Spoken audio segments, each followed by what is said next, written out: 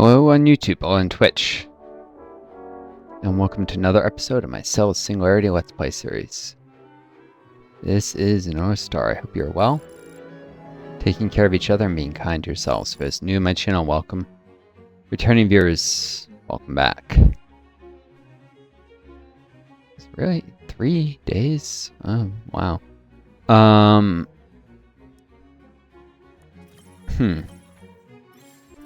I can grab some of the badges at least. So for those new to my channel, you can find this and all my previous videos on my YouTube channel page, playlists, everything's organized from oldest to newest. There's not a ton of progression this clicker, but I have over 50 playlists, over 24 games, so lots to see there.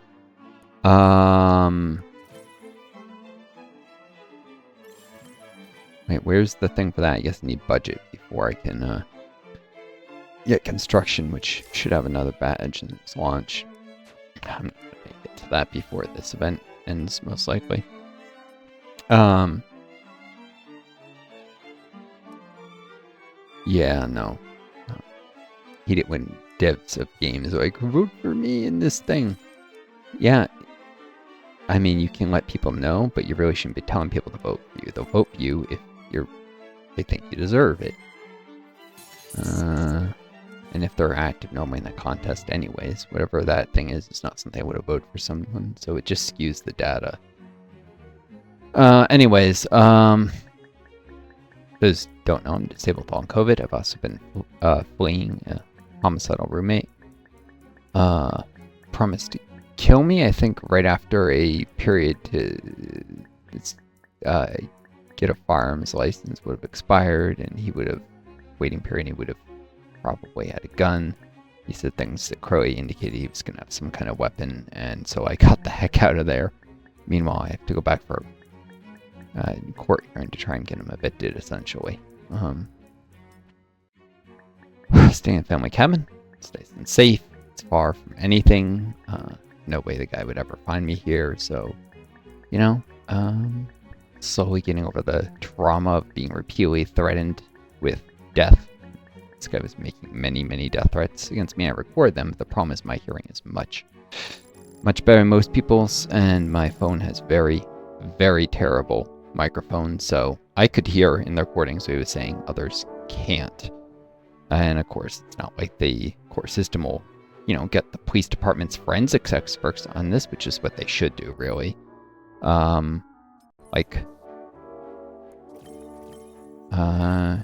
I'll do a little bit of this before I reset.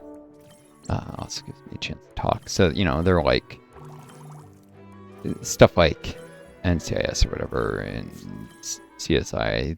These are inaccurate, and it's not real like that in the real world. But there are experts who might be able to, you know, get their hands on video and honestly do stuff that even someone who was more experienced with YouTube and Twitch than I was would probably know how to do in terms of improving audio so that you can hear what someone's saying in these very faint videos where, or rather other people can hear, because I can hear what he's saying. The guy is making specific threats to murder me and I can make out the words, but others can't because their hearing is not as sensitive as mine. That's partly because I've been very careful my entire life. I need all this to get don't actually need hermaphroditism, but you do need asexual sexual reproduction, fish eggs, eggshells to get mammals. Been very careful about loud noises, you know, wearing earplugs around things that would damage my hearing, etc. So I always had very sensitive hearing. The bottom line is that I can hear others can't. I've always been blessed with that very sensitive hearing. Unfortunately, in this case, it means that others will say, oh, it just sounds like mumbling to me. It's like, no, this is this guy saying this specifically. Here's a transcript of it. He's threatening to kill me. Here's the specific threats he's making. Threatening to stick stuff up my rear end that I'm not even going to use the word for that, the trigger word, but well, I could use a different word. It's threatening to sodomize me as well as to kill me. And that's obviously a violation of the law to threaten to do these things, but what am I missing here above primates to... Oh, I know. Nerve cord, medulla oblongata, mammal brain. There we go. Apes. Get a few upgrade points. This simulation has been running a very long time. Therefore, probably get a substantial number of upgrade points because of some of the time capacitors. If I just buy some of the generators here and give it a minute, it's not going to be that many points, but it's better than just immediately restarting. Neolithic kilns, melting these, whatever, mining, writing, Bronze Age, arithmetic, bronze, 0, iron, papyrus, paper, the alphabet, Iron Age. Really, alphabets are not required for the Iron Age because there were civilizations that didn't have alphabets that reached the Iron Age historically. In Asia, alphabets are very much a Western European thing, so this game is incredibly Eurocentric.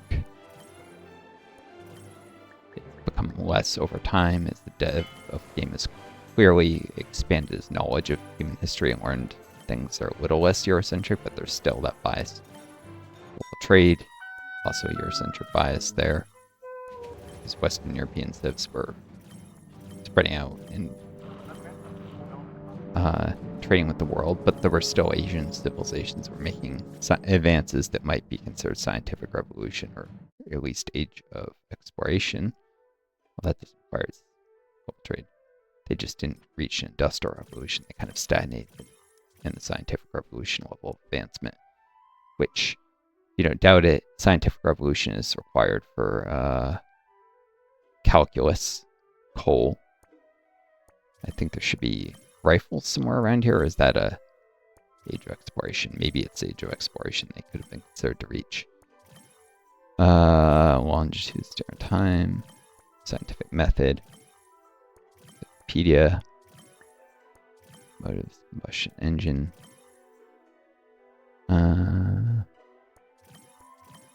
See, iron swords, gunpowder, for sure. Gunpowder was actually invented in the East. Philosophy, code laws, photography, timekeeping, astronomy, mechanical clocks, pendulum clocks, radios, holographic, mechanical. Anyways, somewhere here are the limits of what Eastern civilizations achieved. There's, by the way, it's not some people pull stupid racist reasons for this, which are nonsense. It's you should read the book Guns, Germs, and Steel. It's because of geography that European civilizations advanced more quickly. The geography of Europe allowed nations to reach a certain size that's necessary for there being sufficiently powerful kings to sponsor science, but there were enough geographic barriers that you didn't get what China had, where everything just united into a single empire, which actually impedes scientific advancement, because then there's no competition. There's no, if I don't sponsor science, my neighbors will, and they'll eventually have an edge on me in military technology and conquer me. That's basically one of the central hypotheses, is that geography is what determined why Europe ended up ahead of the rest of the world. Geography and biology, and by biology that is the distribution of domesticable species like sheep and stuff, like the natural ranges. North America didn't have a lot of animals that could have been easily domesticated by Neolithic civilizations. There's some things that feasible to domesticate with higher levels of technology, but not at Neolithic, whereas there's sheep, goats, cattle, a lot of things in the old world that were great livestock animals.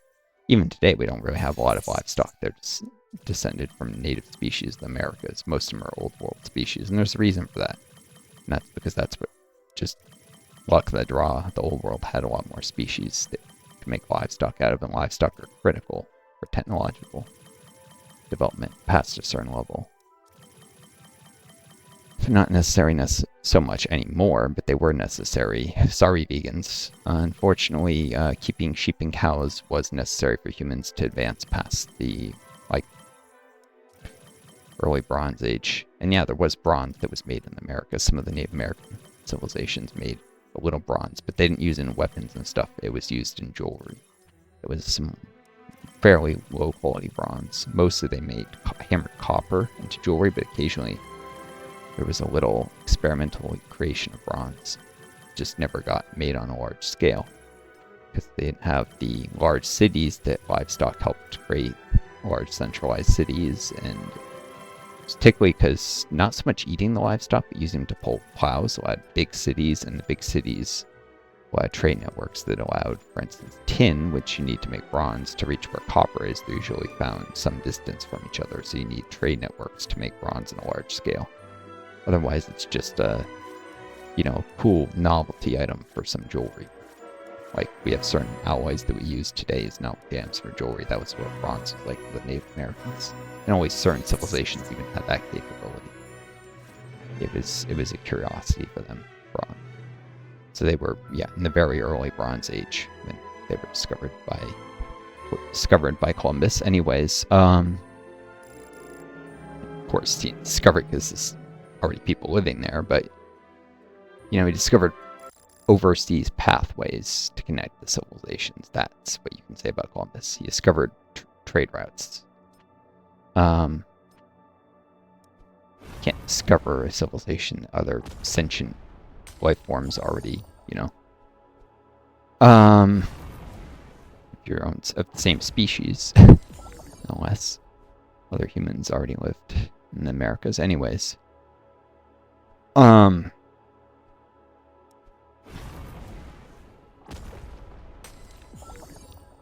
Right.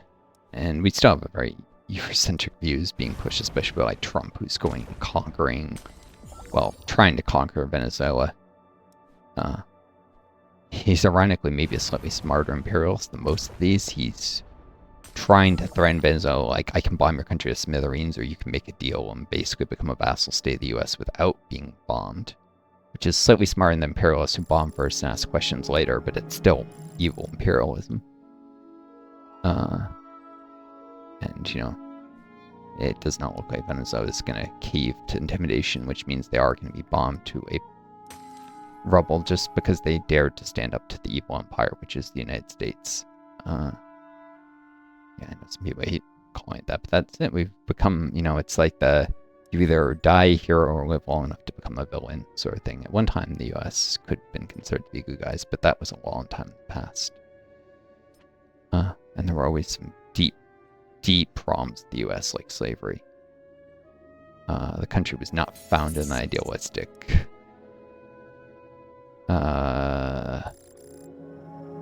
utopian grounds, and people try and claim it wasn't about human liberty and freedom. It was about slave owners who were worried the British Empire was going to ban slavery, which they actually did. British did phase out slavery throughout their colonies way before the Americas did in this, after the Civil War. And it was slave owners seeing the writing on the wall, and they didn't want to give up their slaves. So they fought a war, and also they wanted to be the ruling class of the United States instead of Parliament in the UK.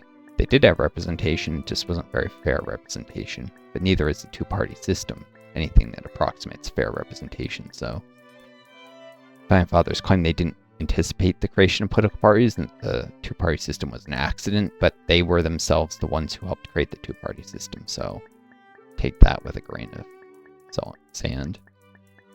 I used to buy into, it was an accident. I'm like, no, that's being too naive. They knew what they were doing, at least some of them.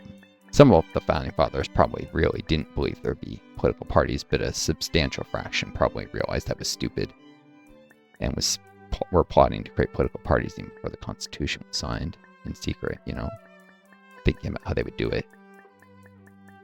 Probably the slave owners in the South are the ones who were probably planning this, because they knew that otherwise slavery would slowly be phased out, as the abolitionists attempted to do, if they didn't create something like a two-party system to stimulate democracy, to make the republic less democratic than otherwise.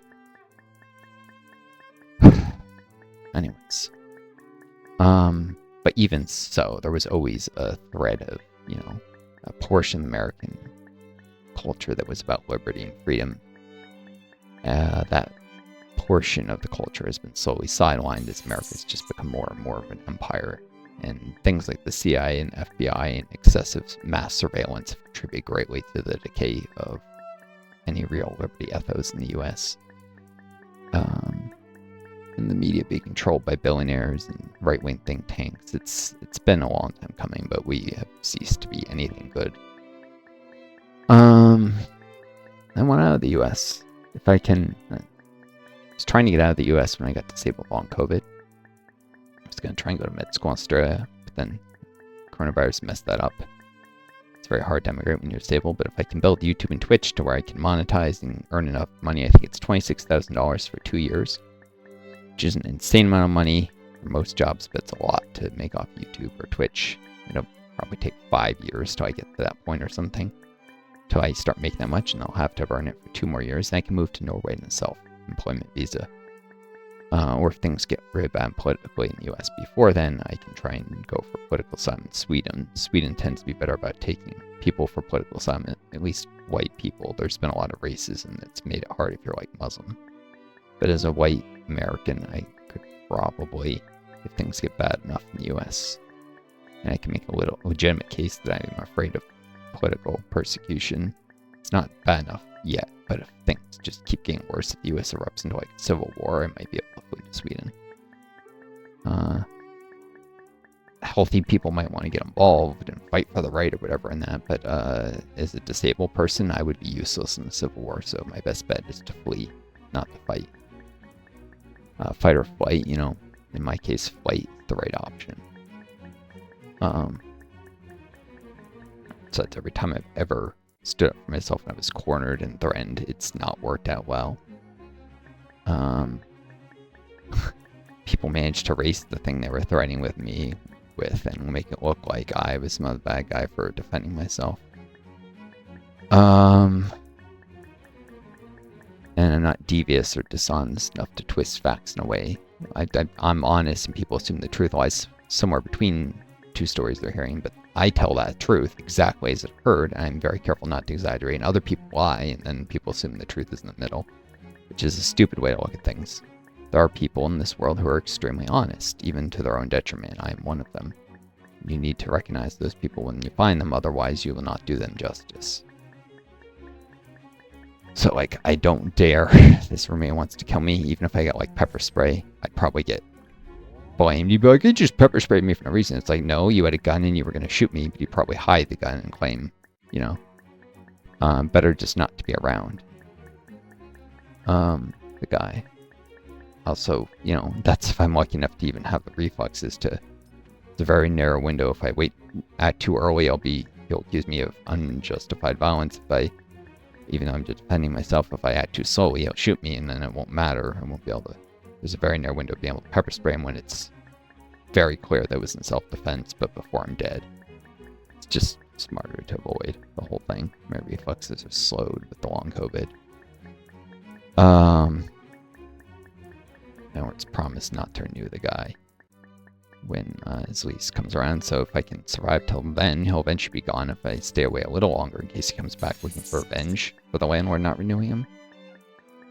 As long as I'm not around, he can't do anything to me if he doesn't know where I am. So, question is if I can stay at the family cabin long enough, or if relatives are like, no, you can't stay here. It's like, it's a very short time thing. I haven't been up here in like 9 years. I think it's literally been 9 years since I last was here for any reason. And yeah, 3 months is a long time, but if 3 months saves my life, isn't it worth it? I know it's an inconvenience to others, and if others want to come up, I'll like sleep on a couch while they're visiting instead of one of the bedrooms. I gladly be grateful for the, you know, opportunity just to not end up dead. I mean, seriously. Hopefully it doesn't come to people insisting I gotta leave and go back to my apartment when I've got a murderous roommate. I got a court hearing coming up. Try and get rid of the guy in not too many days. How am I doing time? 20 minutes. But I suspect I'll lose it because the judge won't be able to hear the recordings, even though I've done my best to clean them up, and I can clearly make out almost every word the guy says. There's actually transcripts in here and there. It says indecipherable because I wrote down what I could hear him saying, and occasionally I couldn't make out a word, like what exactly he was going to stick up my rear. But it doesn't matter. He was saying he was going to kill me, and then he was going to stick something up my rear in the same breath. And I caught him saying that much. The problem is no one else. I mean, if I got a room of 100 people, I bet there'd be 3 or 4 people with hearing good enough to make out what he was saying. Which, other than myself, but that's just not enough. The odds are the judge will say, I can't understand what he's saying. And so I can't get rid of him, can't kick him out of the apartment. Based on this recording that you say he says this, you have a transcript that says exactly what you heard, but I'm not going to do it. That's probably what the judge would do. So they have to stay until the landlord doesn't renew the guy in the cabin, at which point I can safely return my apartment. My dad's like, why don't you just can't get the judge to let you out of the lease? It's like, because this place is probably the cheapest apartment for 100 miles in the state. That I looked up for a very long time to find rent that cheap. It actually is financially wiser if I can just. As long as I'm not like paying Airbnb that will cost all of them if I'm like staying with the cabin or with family friends or something, that's just stay clear of the place until March and then go back and be paying that very low rent. It's still a little risky because the guy could come back someday trying to kill me as revenge, but if I run out of money before I finish fighting Social Security for SSI, which they're trying to claim I can adjust other work, which is bullshit. I'm exhausted even after a 21-minute video now, and I'm getting a little lightheaded and dizzy and starting to get double vision here. Starting to not quite again. It's not an aura, but I get the edges of my vision start to get lighter colored. It's hard to describe. And then eventually I get a migraine headache if I keep pushing, so I'm gonna have to end this soon. I can't work with my health like this, with my brain like this, the long COVID. But if I run out of money before I finish winning, hopefully against Social Security eventually, then I'll end up almost dead anyways. It won't matter.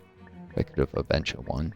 And if I lose no matter what, well, then I'm screwed because the government is not interested in justice. It's not interested in helping people it ought to help. It already cheated me of SDI instead of SSI by rules that don't count work while you're in college or grad school, don't count unpaid internships, don't count unpaid research work, don't count volunteering, don't count time spent in school, round down for the work credits you earn in a year, don't give you extra work credit cap if you're working 2 jobs at work, or if you're working 2 jobs at once or working tons of overtime.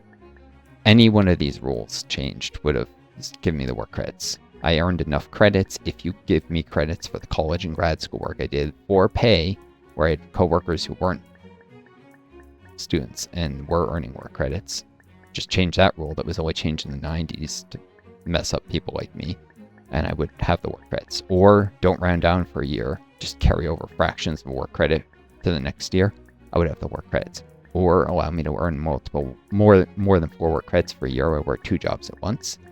There'd be plenty of, let's say, set the cap to 6 if you're working 2 jobs, I would have enough work credits. Or give extra work credits for overtime, I would have enough work credits. It's, no matter how you look at it, the system is unjust, and there's a lot of people who work fewer hours for less pay than I did who got the work credits, and I contribute more to society than those people, but just because of the exact pattern that my work fell into, I won't ever get SSDI. So there's SSI, and then the only way I'll ever have decent retirement income is if I get married someday and the spouse has a reasonable, if I marry some woman who has been working, which I tend to be, like, dating apps match me with professional women anyways. I seem to have more in common with them, ambition and stuff, and I don't really want to have a kid, though if one of them wants to have a kid, I'll be like, okay, one, or can we adopt? Actually, I would like to adopt, but a lot of people don't want to do that. I'm willing to compromise to make the other person happy, but then depending on, I don't know if that might only be actually after they pass away, but in which case that won't help me since it'd probably be marrying someone younger than me. I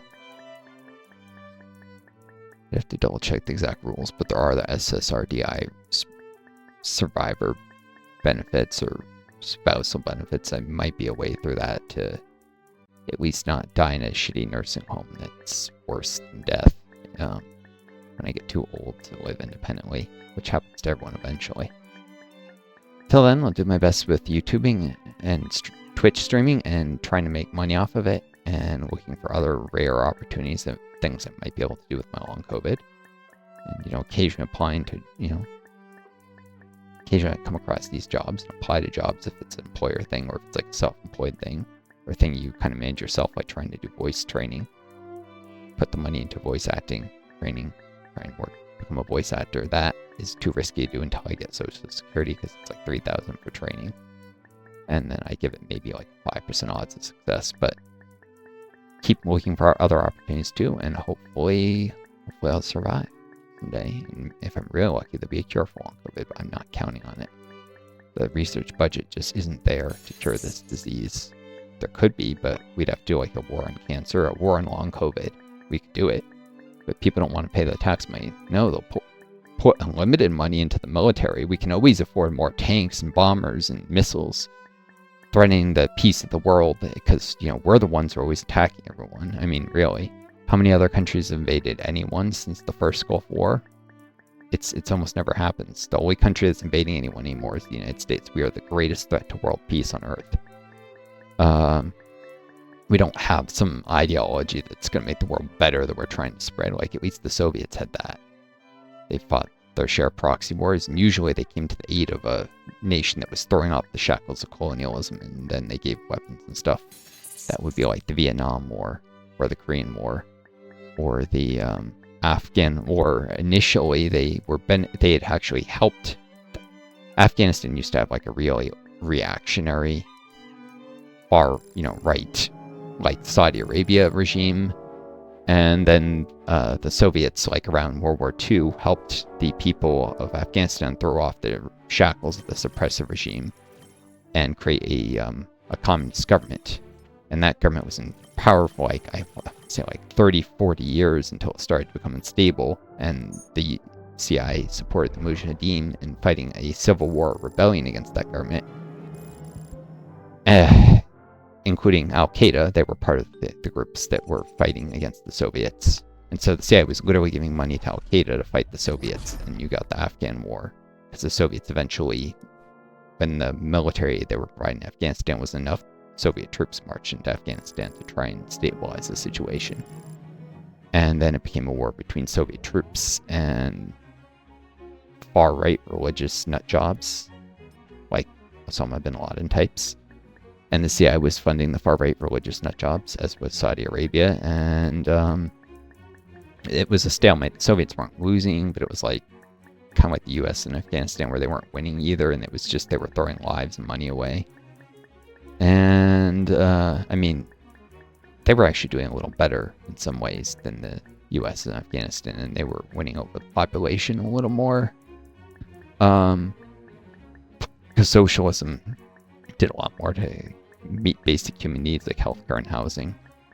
But then the Soviets made a huge mistake. They replaced the president or premier or whatever of the communist government because they thought he was incompetent, and this came across as a coup, and that's the way the CIA spun it, their propaganda arm. And this alienated a lot of the population that started to support the Soviets. And like, if they had just not done that and been careful and just kept aiding the communist government that had been in power for like 40 years, eventually the insurrection would have been put down, and the Soviets, in combination with their Afghan allies, would have won the Soviet-Afghan War. But it would have required that they not do anything really stupid. They made a huge mistake because they got impatient. It doesn't matter if the guy was incompetent. He was the leader that was selected by the Afghan people. If the Afghan people wanted to select an incompetent leftist strongman, then let them have their incompetent leftist strongman. It's better than, Osama bin Laden, who is, again, the Taliban, which are what came to power after the Soviets left. The Soviets should have had more respect for Afghan sovereignty, in short. But they were not invaders like the CIA propaganda claimed. They were coming to the aid of an ally that they had promised to defend against foreign aggression, and the CIA funding the rebels in their country was a form of foreign aggression. So, those people are gonna, Full of this you're supporting. No, this is the facts. You don't like the facts, I'm sure. Facts don't care about your feelings. They don't even care what the media tries to brainwash people into thinking our facts are. Facts are facts. They happened. These are the facts of this particular sorrowful. And the Soviets, as I said, they crossed the line when they decided to, through force, to basically do a coup in the country to replace their own ally with a leader who they thought would be more competent. That was dumb, and that was crossing a line. But before that, they were coming to the aid of an ally who was perfectly legitimate until then. And they should never have crossed that line. That was a mistake of Gorbachev. I think it was Gorbachev at that point. Yeah, he was a Soviet premier. Gorbachev messed a lot of things up. He was really dumb. And his many, many mistakes are the reason the Soviet Union collapsed, including doing perestroika and glasnost at the same time. Glasnost. Right? Perestroika. Perestroika was glasnost? God, my brain is... Anyways, he did economic reforms and media reforms and stupid things in that Soviet-Afghan war and stupid things with the wars. In fact, all at the same time. The Soviet Union didn't have to collapse. You can watch my Crisis of the Criminal Let's Play series. It touches on some of these issues, even though the game has a clear bias. Anyways, I wish you all the best. Take care of each other. Be kind to yourselves, and may you always find a guiding star to lead you home. I need to rest for a little bit now. Hope you enjoyed the video.